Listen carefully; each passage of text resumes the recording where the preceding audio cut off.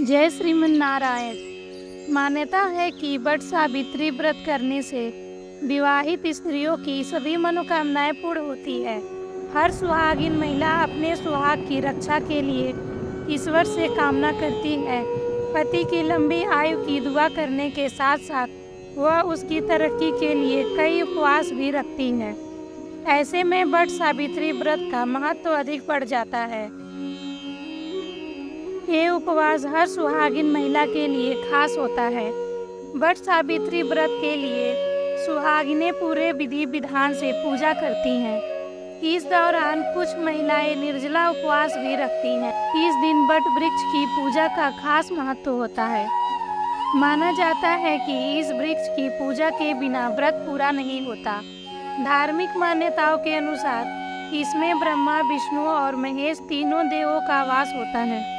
इसलिए व्रत रखने वाली महिलाओं को तीनों देवताओं का आशीर्वाद प्राप्त होता है। यह उपवास ज्येष्ठ मास के कृष्ण पक्ष की अमावस्या तिथि को रखा जाता है। इस साल वट सावित्री व्रत 6 जून गुरुवार के दिन रखा जाएगा। इसे वट पूर्णिमा के नाम से भी जाना जाता है।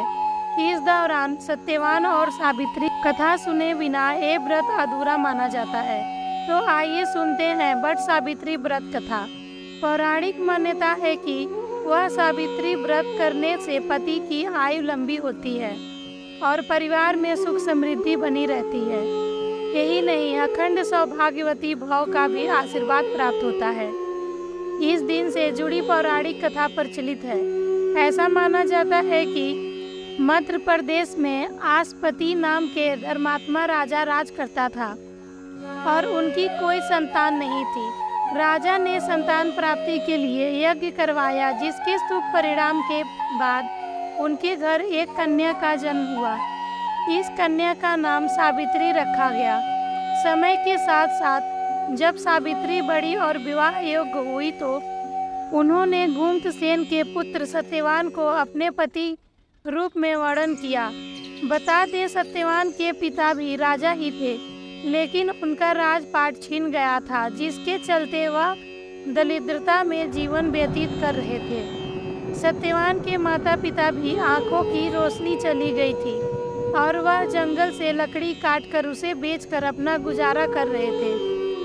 वहीं जब सावित्री और सत्यवान के विवाह की बात चली, तब नारद मुनि ने सावित्री के पिता राजा अश्वपति को बताया कि सत्यवान अल्पायु है और विवाह के एक वर्ष पश्चात ही उनकी मृत्यु हो जाएगी। नारद मुनि की बात सुनकर सावित्री के पिता ने उन्हें समझाने का बहुत प्रयास किया, लेकिन वह नहीं मानी। अंत में सावित्री का सत्यवान से विवाह हो गया। पति की लंबी उम्र और सुखी वैवाहिक जीवन के लिए सावित्री वट सावित्री व्रत करने लगी। शादी के बाद सावित्री अपने सास, ससुर और पति की सेवा में लग गई। फिर एक दिन वो दिन भी आ गया जिसका जिक्र नारद मुनि ने किया था, सत्यवान की मृत्यु। उसी दिन सावित्री भी सत्यवान के साथ वन को गई। वन में सत्यवान लकड़ी काटने के लिए जैसे ही पेड़ पर चढ़ने लगे, उसके सिर में आहनीय पीड़ा होने लगी। वह सावित्री की गोद में सिर रख कर लेट गया। कुछ ही समय उनके समक्ष अनेक दूतों के साथ स्वयं यमराज खड़े हुए।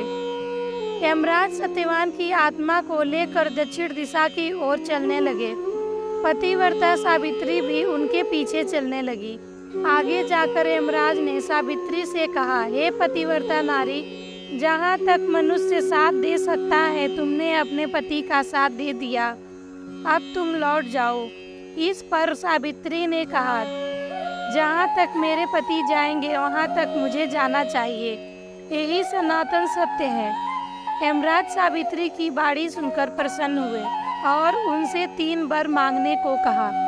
यमराज की बात का उत्तर देते हुए सावित्री ने कहा, मेरे सास ससुर अंधे हैं, उन्हें नेत्र ज्योति दें। यमराज ने तथास्तु कहकर उसे लौट जाने को कहा और आगे बढ़ने लगे, किंतु सावित्री यम के पीछे ही चलती रही। यमराज ने प्रसन्न होकर पुनः वर मांगने को कहा, मेरे ससुर का खोया हुआ राज्य उन्हें वापस मिल जाए। इसके बाद सावित्री ने यमदेव से वर मांगा मैं सत्यवान के 100 पुत्रों की माँ बनना चाहती हूँ। कृपा कर आप मुझे यह वरदान दें। सावित्री की पति भक्ति से प्रसन्न हो सावित्री से तथास्तु कहा, जिसके बाद सावित्री ने कहा कि मेरे पति के प्राण तो आप लेकर जा रहे हैं, तो आपके पुत्र प्राप्ति का वरदान कैसे पूरा होगा। तब यमराज देव ने अंतिम वरदान को देते हुए सत्यवान की जीव आत्मा को पास से मुक्त कर दिया। सावित्री पुनः उसी वट वृक्ष के पास लौट आई। नीचे पड़े सत्यवान के मृत शरीर में जीव का संचार हो रहा है। कुछ देर में सत्यवान उठकर बैठ गया। उधर सत्यवान के माता पिता की आंखें भी ठीक हो गई और उनका खोया हुआ राज्य भी वापस मिल गया। तो जो भी इस व्रत को रखता है उसकी सारी मुश्किलें दूर हो जाती हैं। और हमको वट सावित्री व्रत रखने में ये कथा अवश्य सुननी चाहिए। जय श्रीमन नारायण।